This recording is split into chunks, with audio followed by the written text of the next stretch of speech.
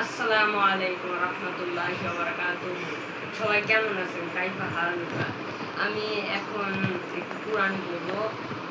আপনারা তো জানেন যে আমি ঈদ উল ফিতরে কিরকম মজা করেছি আমার বন্ধুদের সাথে, আপনারা দেখেছেন। আজকে আমি একটু কোরআন পড়বো। বিসমিল্লাহ।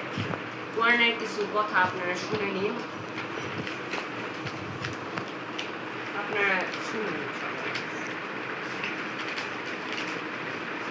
আমার একটু বলছি সময় লাগতে পারে, আপনারা দেখবেন।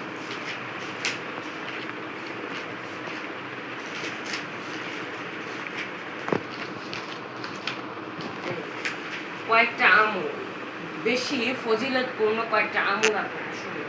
আমল 1, অজুর পর কালিমাই শাহাদাত যদি কেউ পাঠ করে, মানে অজু করলে, অজু করার পর আপনি যদি এই কালিমাই শাহাদাত আশহাদু আল্লা ইলাহা ইল্লাল্লাহু ওয়া আশহাদু আন্না মুহাম্মাদান আবদুহু ওয়া রাসূলুহু, এটা যদি পাঠ করেন তাহলে জান্নাতের 8টি দরজার ভিতর থেকে যে কোনো একটি দরজা দিয়ে আপনি প্রবেশ করতে পারবেন।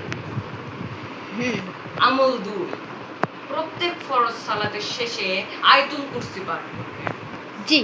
আল্লাহু লা ইলাহা ইল্লা হুয়াল হাইয়ুল কাইয়্যুম লা তাখুযুহু সিনাতুন ওয়া লা নাওম লাহু মা ফিস সামাওয়াতি ওয়া মা ফিল আরদ মান যাল্লাযী ইয়াশফাউ ইনদাহু ইল্লা বিইযনি ইয়ালামু মা বাইনা আইদিহিম ওয়া মা খালফাহুম ওয়া লা ইউহিতুনা বিশাইইন মিন ইলমিহি ইল্লা বিমা শা ওয়াসি'a কুরসিয়্যুহুস সামাওয়াতি ওয়া মা ফিল আরদ ওয়া লা ইয়াউদুহু হিফযুহুমা ওয়া হুয়াল আলিয়্যুল আযীম।